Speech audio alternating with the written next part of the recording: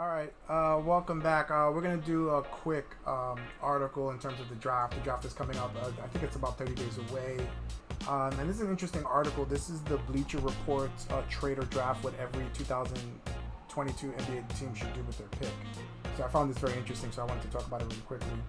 The first one is the Orlando Magic. They say that they should draft. It's too early in their rebuild to start thinking about other players in terms of making a trade or anything else. I mean, this is not difficult science. I feel like the consensus right now is Jabari Smith as the pick. They don't need to get bullied. If they want Chet Holmgren, they need to do Chet Holmgren. And this is the same with everybody else, is to ignore the outside noise. New York and LA and Chicago are very good at blocking out the media and the noise. For the most part, but this is absolutely right. You need to draft the best player available, and I don't think you can go wrong with either Jabari Smith or Chet Holmgren. But they have a young core, as you see right here: Markelle Fultz, Wendell Carter Jr., Franz Wagner, Jalen Suggs. They're all very young, so adding another young piece is not going to hurt. What they should consider is also to get some backup veterans to help mentor these young guys, because what a lot of teams are doing is just drafting young player after young player, and there's no one to show them the right way to train, to eat correctly, to avoid scandals and just different things. So the only mistake that I think Orlando is doing is they need a few more vets in this process. The second pick goes to Oklahoma City, and they're saying that they should draft. This is Sam Presti. Sam Presti is going to draft and acquire first-round picks. He has first-round picks until the end of time, apparently. So it's crazy that SGA is going to turn 24, and that's the vet on the team, most likely. I think he's a piece that you could move if you can get the right compensation, like another top 10 pick here. I think, this is a situation where getting more compensation wouldn't hurt. I'm not sure if SGA fits there anymore, but we're gonna see. I mean, they have Josh Giddey, who is going to handle the ball and is going to be the point guard. They're saying Chet Holmgren. They'll be lucky with Chet or Jabari, so they're fine. They're going to take whoever Orlando does not take. I don't think that they're that pressed to get Chet and offer compensation for the top pick. I just don't know if that makes any sense, because I think either player is a player that you can build a franchise, with in mind. I don't know if you can build around them, but you could definitely build with them in mind. Houston Rockets, of course, draft, and they're saying here Paolo Banchero. It's going to be a tough situation because you only have one ball. There's just so many volume shooters between Jalen Green, Kevin Porter Jr., Christian Wood. I just don't know if this guy makes sense. I would actually consider trading down and getting a player like that can move the ball and does not need the ball in their hands. I'm trying to think of that Australian kid's name. I forget his name, but there's an Australian player that is a pass first type player, and that's the kind of player that Houston needs. They need someone that doesn't need the ball in their hand, they can cut, they can move, and that's going to move the ball. So Houston Rockets, I would consider trading down. When I remember his name, I'll say it. Sacramento Kings, they're saying to trade this pick. Ooh, well, I mean, a lot of players, a lot of teams, a lot of articles, and a lot of reports are saying that they're going to consider trading for a win now player, whatever that means. De'Aaron Fox, Davion Mitchell. I mean, Jaden Ivey doesn't hurt here. I just don't know if it makes sense with the Kings because they did trade Tyrese Halliburton already for Domantas Sabonis. So it just makes sense to continue to go down that path and get a win now player.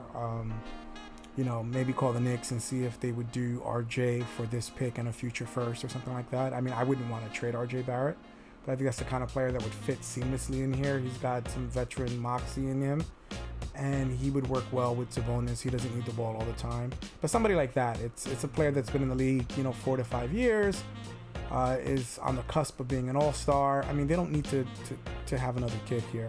So I agree with this. Detroit Pistons, they're saying to draft. You need a sidekick for Cade Cunningham, so I do agree with this.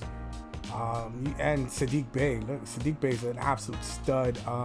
Isaiah Stewart is a good young prospect. Killian Hayes, I mean, it's a little bit of a disappointment, but he's going to be a bench player going forward. But yeah, Shaedon Sharpe or Jaden Ivey right here would be just an awesome pick to put in the backcourt with Cade, because Cade doesn't need to score. Cade can handle the ball, he can set up his teammates, and he's a very selfless player, which is rare, and he's also good at taking over. So I do agree with that as well. Wow, we're on the same page. Bleacher Report, we're never on the Bleacher Report. We're never on the same page. Saying here that they should, since they traded for Halliburton, they should be looking to draft this player. They're going to move Miles Turner and they're going to move Malcolm Brogdon. I think it's time for them to move on. So drafting another player to work with Tyrese here would work. Keegan Murray. Yeah, Keegan Murray is the play here. But again, this is all speculation. We don't know who's going to be taken where.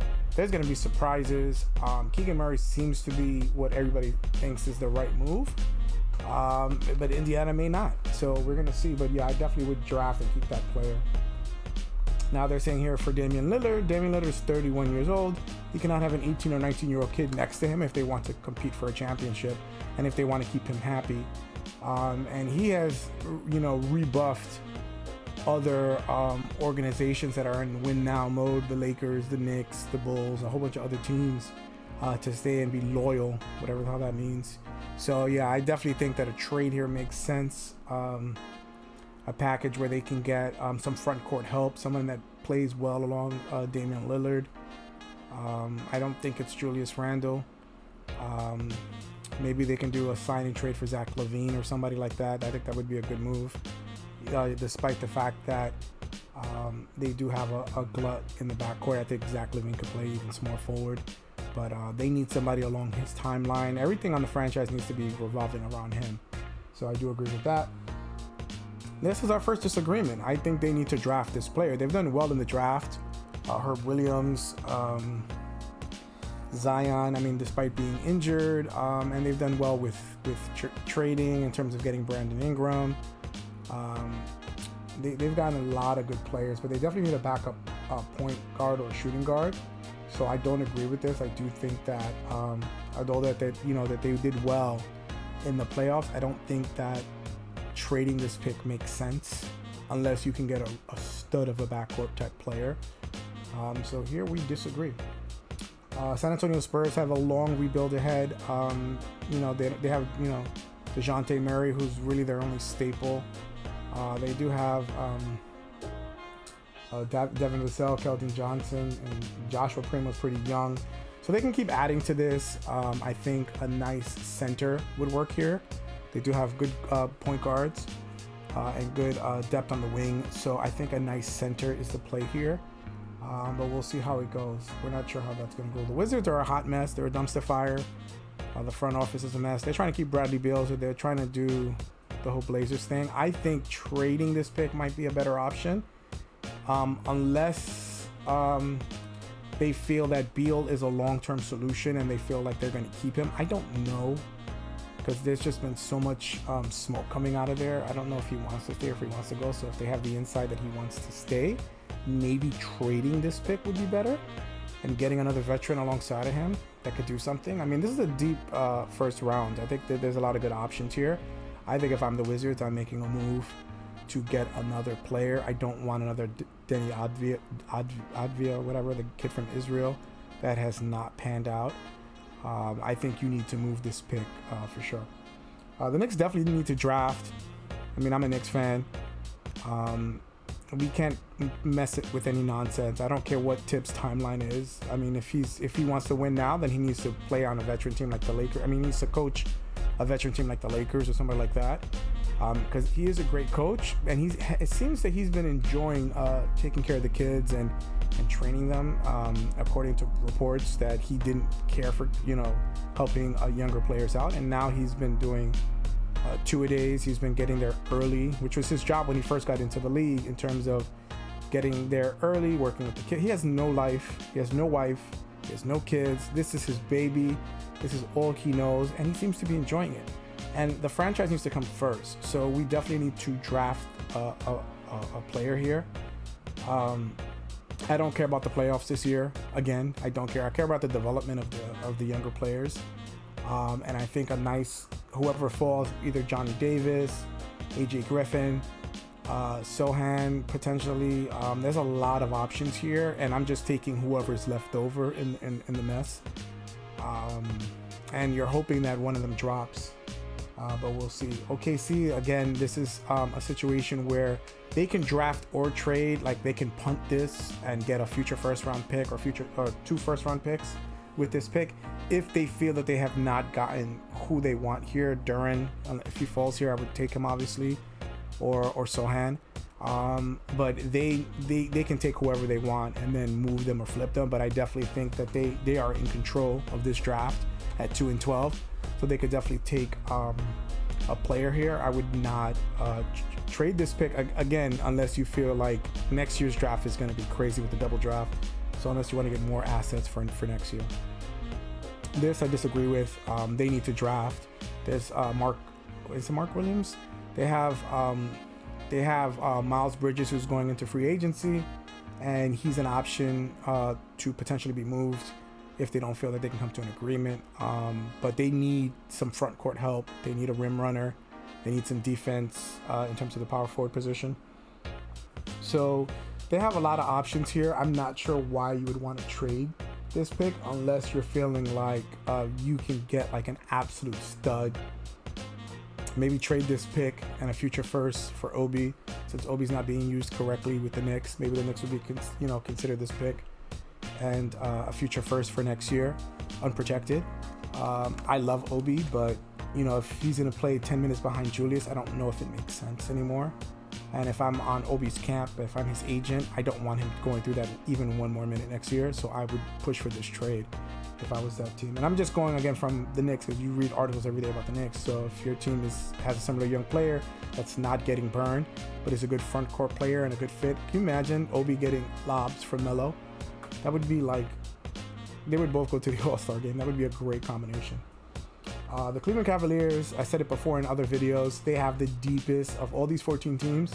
They don't belong here. This is a playoff team. They just got really injured toward the end of the year. So they can do whatever they want. They are deep from like 1 to 7. This is a deep roster, and it's going to be hard for anyone that they draft here. So I would actually disagree with it. I would trade this pick potentially. The only reason I would keep this pick is if they feel they're not going to keep Colin Sexton and they want to get a backup guard. Colin Sexton may want to start and get max money elsewhere, so there's the potential that that'll happen. But if I'm Cleveland, I have a ton of options. If I don't feel Colin Sexton's going to stay here, maybe I get Ty Washington right here. Maybe I can get another player on the wing that can spread the floor. Isaac Okoro cannot really shoot that well. So there's just a lot of potential here. So this is a very interesting article. I mean, I agree with mostly everything. I think out of the 14 picks, I agreed with 12 or 11 of the picks. I didn't agree with a lot of them, but it's going to be a very interesting few weeks until the draft. So it's exciting to see. We'll see what's going to happen, and we'll see you on the next video. This is just great. There's just so much news going on here. It's going to be very fascinating to see the next few weeks. All right. Have a good night, guys, everybody.